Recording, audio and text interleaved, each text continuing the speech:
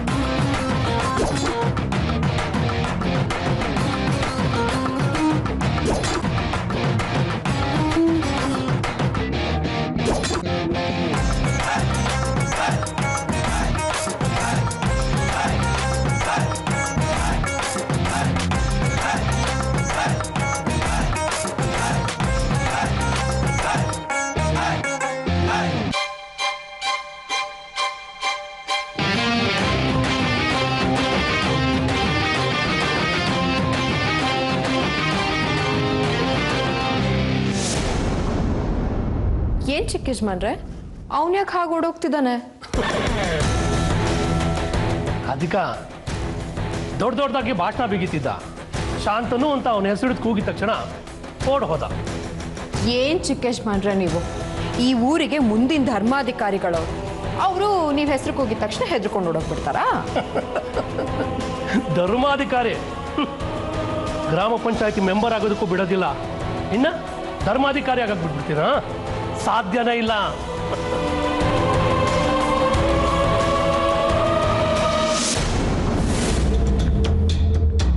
ಶಾಂತನು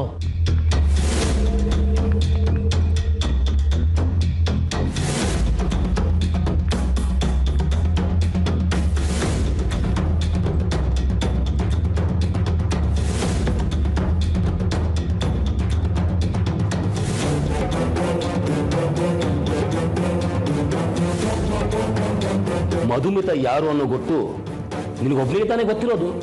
ಅದು ನಿನ್ನಲ್ಲೇ ಮಣ್ಣಾಗಬೇಕು.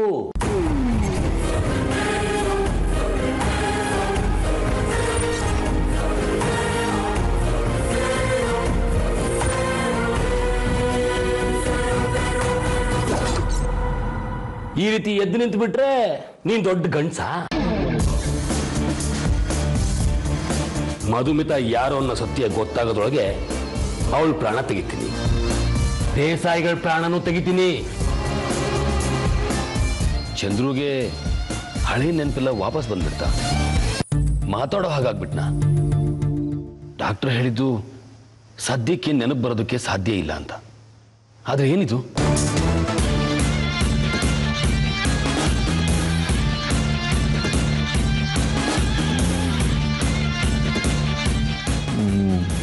ಏನಾಯ್ತು ಶಾಂತನವರೇ? ಯಾರ್ಯಾರ್ದೋ ಜೊತೆ ಜಗಳ ಆಡ್ತೀರಾ? ಸುಮ್ಮನೆ ಭಯ ಬೀಳ್ತೀರಾ? ಏನಾಗ್ತಾ ಇದೆ? ನನಗೇನೋ ಆಗಿಲ್ಲ. ಮೊದಲು ಮುಗ್ದಲ್ಲಿರೋ ಬೆವ್ರನ್ನ ಓಡಿಸ್ಕೊ. ಏನ್ ನಡೀತಾ ಇದೆ ಇಲ್ಲಿ? ಏನಿಲ್ಲಮ್ಮ, ಶಾಂತನು ಸ್ವಲ್ಪ ಭಯ ಬೀಳ್ತಾ ಇದ್ರು. ಏನಾಯ್ತು ಅಂತ ಕೇಳ್ತಾ ಇದೀವಿ ಅಷ್ಟೇ. ಹೌದಾ? ಶಾಂತನು, ನೀನ್ ಯಾವುದಕ್ಕೂ ಭಯ ಪಟ್ಕೋಬೇಡ. ನಿನಗೆ ಒಳ್ಳೇದಾಗ್ಲಿ ಅಂತ ದೇವಸ್ಥಾನಕ್ಕೆ ಹೋಗಿ ಅರ್ಚನೆ ಮಾಡಿಸ್ಕೊಂಡ್ ಬಂದಿದ್ದೀನಿ. ತಗೋ ಪ್ರಸಾದ. ಥ್ಯಾಂಕ್ಸ್ ಅಕ್ಕ.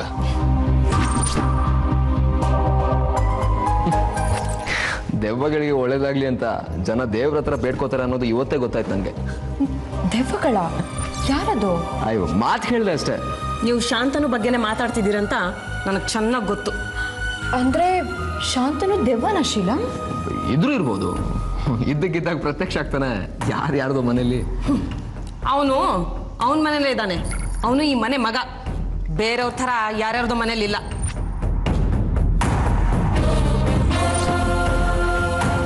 ರಾಧಿಕಾ, ಅಮ್ಮ ಹಾಗೆ ಹೇಳಿದ್ರು ಅಂತ ಬೇಜಾರು ಮಾಡ್ಕೋಬೇಡ. ಅವ್ರ ಬಗ್ಗೆ ಗೊತ್ತಲ್ಲ ನನಗೆ. ಪರವಾಗಿಲ್ಲ ಬಿಡು ಶೀಲ. ಅಂದಾಗೆ ಶಾಂತನು ಯಾಕೆ ಈ ರೀತಿ ಇದ್ದ? ಅದಾ ಚಿಕ್ಕ ಯಜಮಾನ್ರು ಶಾಂತನು ಅಂತ ಕರೆದ್ರಂತೆ, ಅದಕ್ಕೆ ಇಷ್ಟೊಂದು ಭಯ ಪಟ್ಕೊಂಡ್ಬಿಟ್ಟಿದ್ದಾನೆ. ಓ,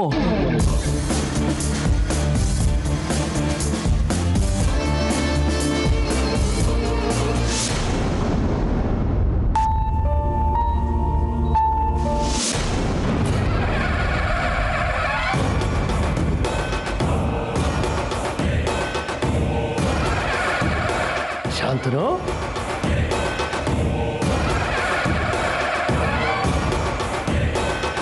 ಒಳಗ್ ಬರೋದೋ ಬೇಡೋ ಅಂತ ನೋಡ್ತಿದ್ಯಾ? ಬಾ.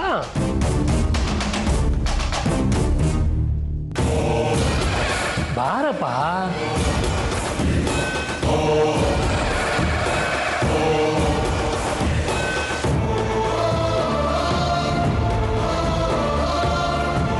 ಶಾಂತನು, ನೀನು ಎಷ್ಟೇ ಯೋಚನೆ ಮಾಡಿದ್ರು ಅಷ್ಟೇ, ನಾನೀಗ ಸಂಪೂರ್ಣವಾಗಿ ಗುಣಮುಖನಾಗಿದ್ದೆ.